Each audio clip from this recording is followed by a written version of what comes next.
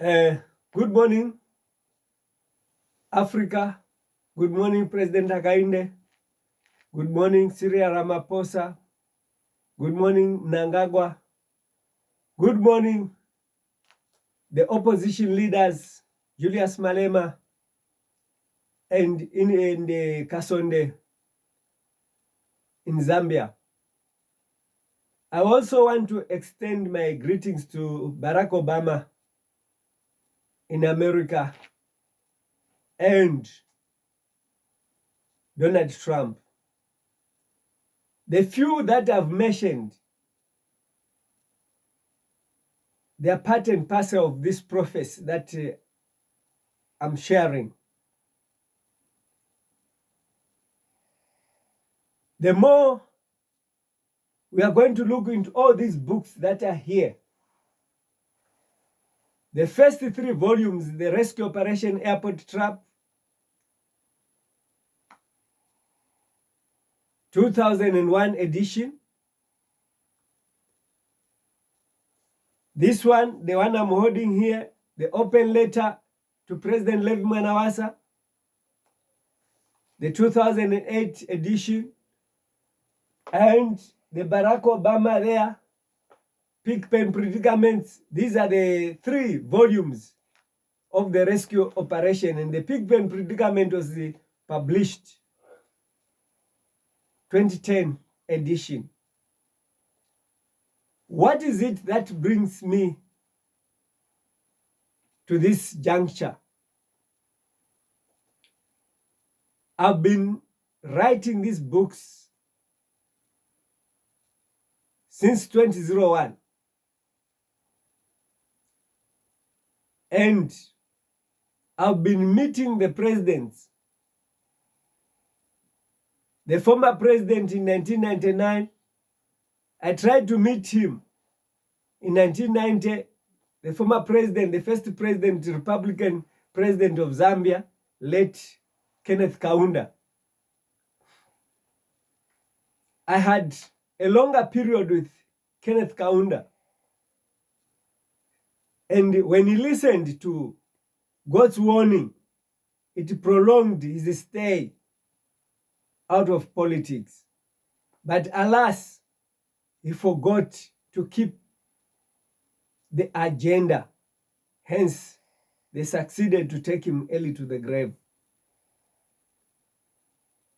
An old man must go above 100 years. That's what God gave me a revelation.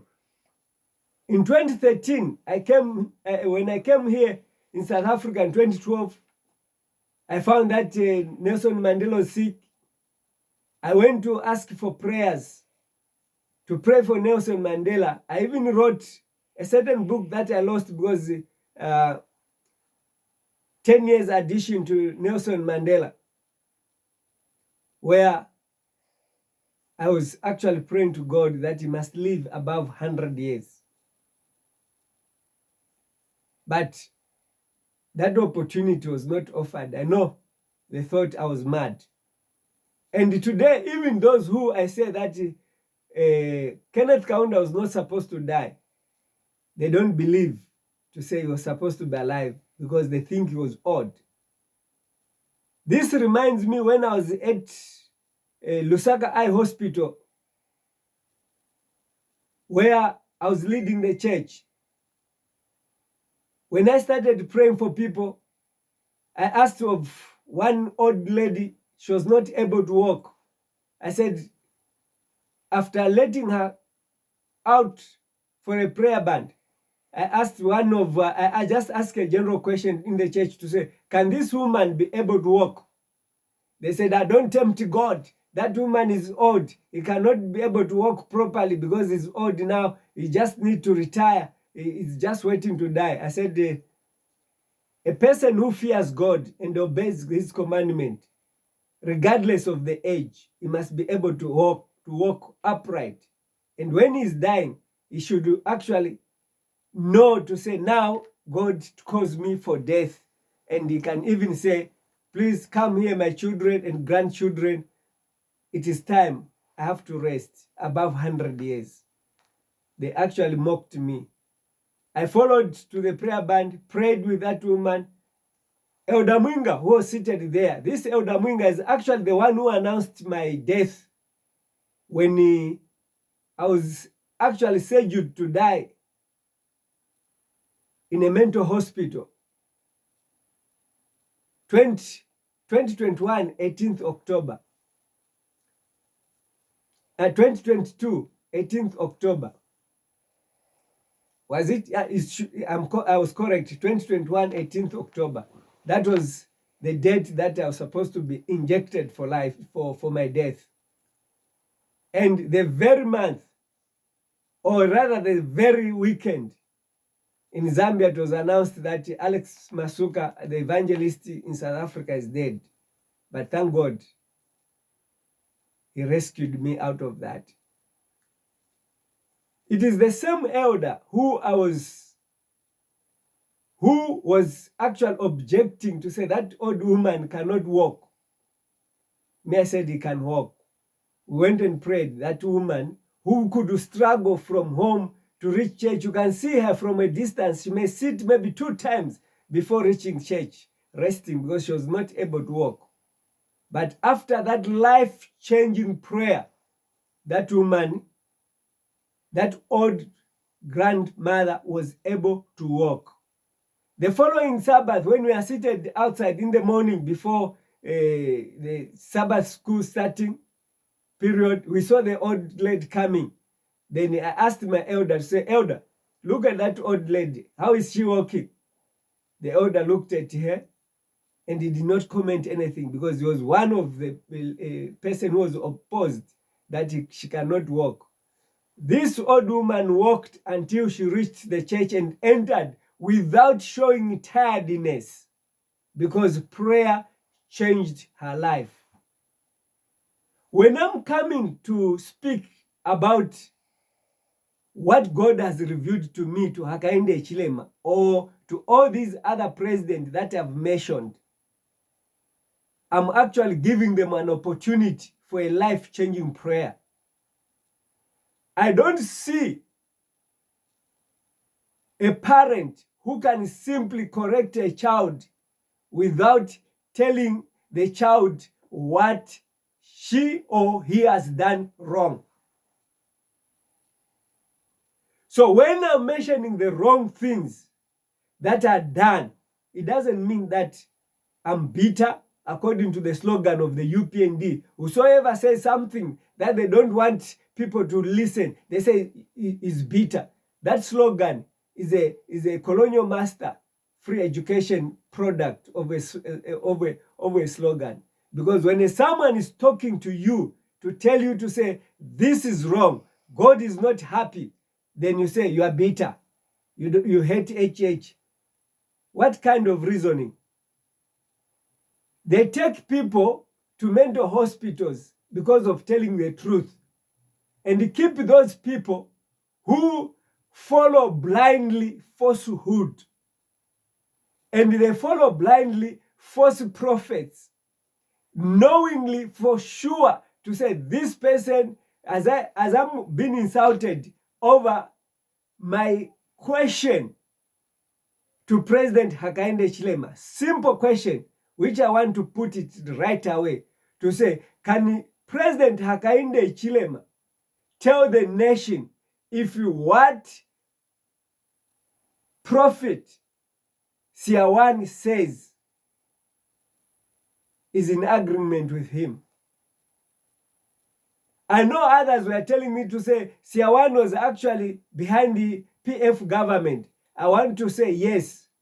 But PF government, when they realized that Siawan was a false prophet, he was arrested for false prophets and he was deported back to Nigeria because they realized that he was misleading them. But today, Siawan is insulting people. When he makes his post, he says, meaning that frogs.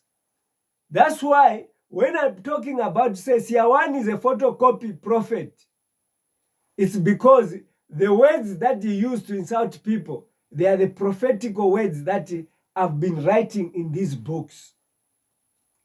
I cannot be shocked that the books that I've written, they are there in Siawan's bookshelf. And they are there reading, analyzing every political change. Then they say, God has revealed to me. When they see that what is written in this book is about to be fulfilled, or it is fulfilled, they simply take the advantage that they are on social media to mislead people, to misguide people. Just within these 3 days, Siawana has said different statement regarding the funeral arrangement. Tomorrow you will change and say, I knew that he was not going to be buried in South Africa. Today he has been saying that he's going to be exhumed after PF won election, but they won't win the election until 2026. HH is going to win the election, and after 2026, I'm going to influence the change of constitution. 2029, HH is going to be in power again. Again, he's going to be in power because I'm a donor of power.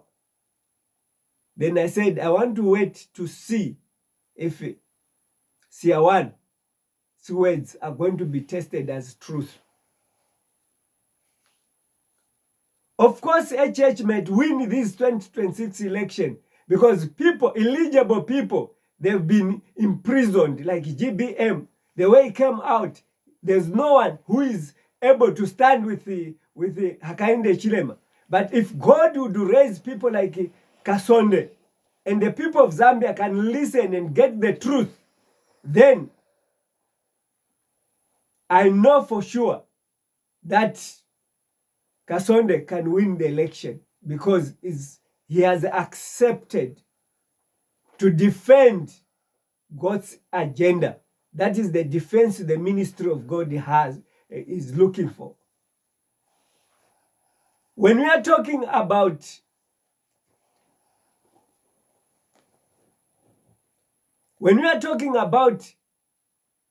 Africa must unite, we are actually saying we are fighting poverty for people to worship God in truth.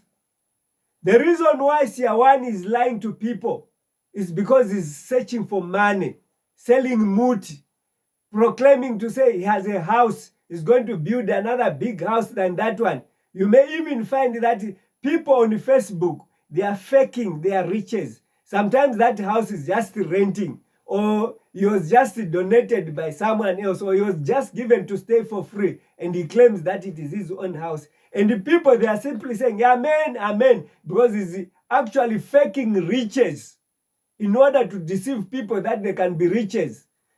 Riches are meant for everyone else. You don't need the blessings from Siawan. You need to work hard. You need to prepare an economy for people.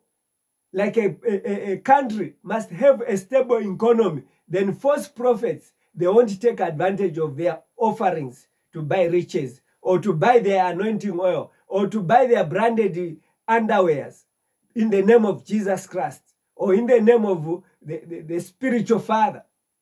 So why we are saying Africa must unite is to stop false prophets, is to stop the arresting of former ministers or former president on allegation that they have stolen donor funds, which were meant to develop Africa. Whereas those funds, they were meant to divide us. Those funds were made to fight us. Those funds are used as a trap. You can't put groundnuts where a rat is and expect that you will find those groundnuts the following morning. You can't put a rat together with a cat when you know that you have not fed the cat. The cat will also eat the rat, and the rat will also eat the peanuts. So this is how the West has trapped us.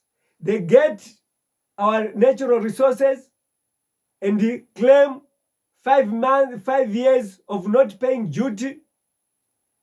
And those 5 years, they raise the money, they put it in IMF, World Bank, and give other organizations. They bring them as aid, and they bring it as loan, and eventually we have found that we are losing our natural resources for a bread for a donor aid. Instead of us indigenous African to own the resources and feed the people the way Gaddafi used to feed his country, the way Saddam Hussein used to look after his citizens. And I want to tell you to say, when there is a dictator who is channeling the resources to its intended purpose, to put food on people's tables, that dictator is a blessing to that nation. But we are taught with the democracy, which sells our natural resources, which does not allow the government to run their companies. As a result, there is fighting. The other thing that I want to emphasize is, today Zambia has a president who doesn't stay in the state house. Today Zambia has an open grave which was meant for Edgar Lungu. Today Zambia has false prophets that are declaring visions based on what is written in these books. These donor countries, they sent a lot of Peace Corps. These Peace Corps, they come as people who are helping us, who want to understand our culture, who want to know our challenges, but distributing disinformation and disunity, distributing a lot of other things that makes us not to stay in peace. Why the empty grave? It's because President Hakainde Hichilema is listening to voices like Sia1. I want President Hakainde Hichilema to mention, because Edgar Lungu is called with different names. He did his own wrongs, but he has faced God's judgment. And I wouldn't allow that HH also can face God's judgment because of not listening to God's warning, but listening to people who are misleading the country, to prophets that are dividing the country, prophets that have only messages of peace. They don't warn people from wrongdoing.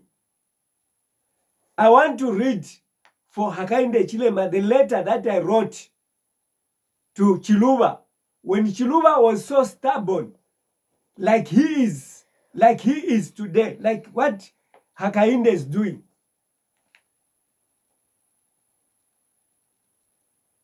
Mwamba is one of the witnesses of how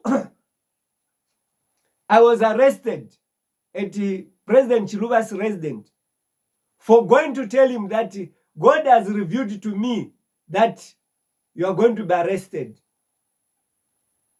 He says, okay, let me show you. I was waiting outside thinking that I'm waiting for me to meet him. I just saw a police van come and picked me for trespass. The same thing happens here in South Africa. Let me read what I wrote to a letter which I wrote to Chiluba. Perhaps this letter can be a reminder to President Hakainde Hichilema that when I was writing to President Chiluba, I was not an enemy to him. I was meant to rescue him. I was meant to tell him God's will.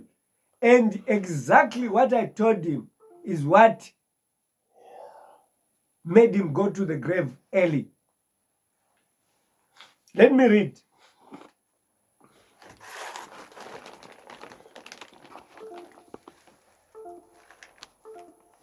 I wrote chapter 7, Chiluba's disguised third term fate.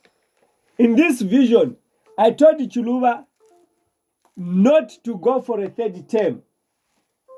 When I told Chiluba not to go for a third term, it was like I was an enemy to Chiluba. So I said, then as I was watching and wondering, I saw you, Chiluba, being surrounded by more than 8 people whilst in someone's jacket. All men who were in nice-looking jackets as they led him, Chiluba, into a bus were being covered in someone's jacket.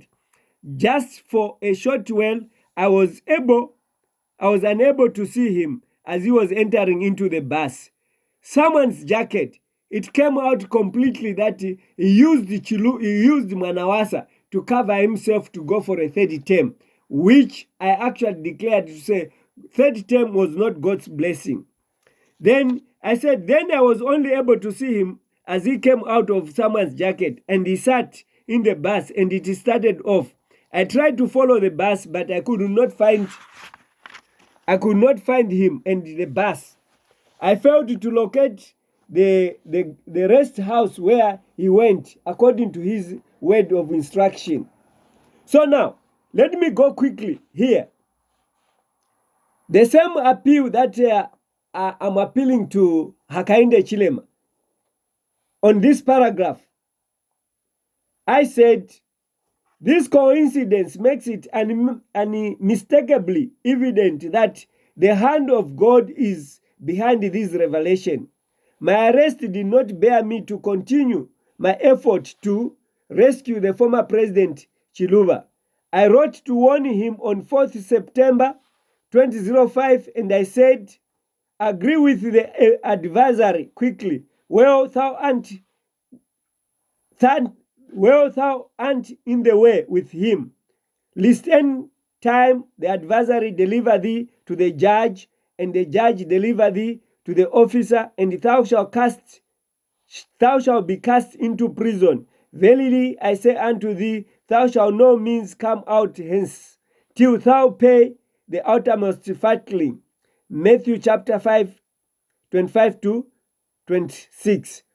I gave this text as I was given it by God in a revelation, because this text actually prophesied his argument on allegation of plundering, and that he was going to be arrested and is going to be in prison. And this is what exactly Chiluba passed through. He was arrested and he stayed for 4 years appearing in the court.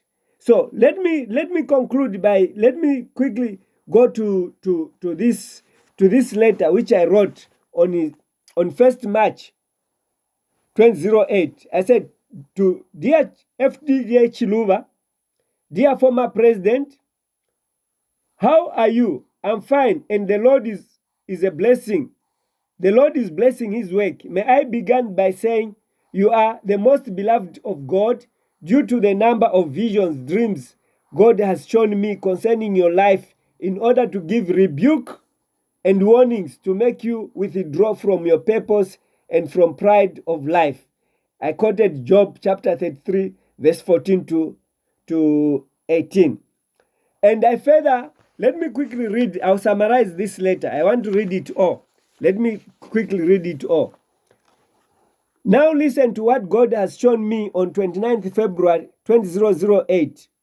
In the night vision, I saw on a front page of a newspaper your photo in which you dressed in a torn jean trousers, and in the next day I saw you physically as you appeared before the court without shoes. I mean barefoot. This point, it also referred to his death.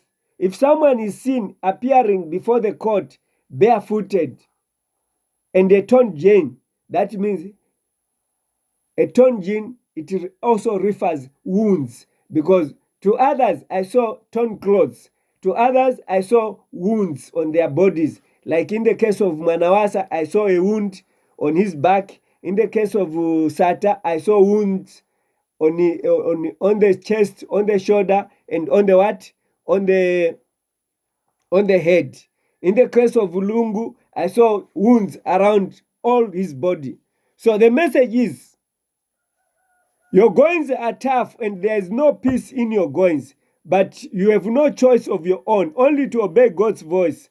I'm one person who fears God above any creature, and I can't deny you the chance to worship God in truth and in spirit. This is John chapter 4, 23 to 24. When God gives me a vision, I'll definitely and faithfully tell it to you, even when you hate me for the revelation.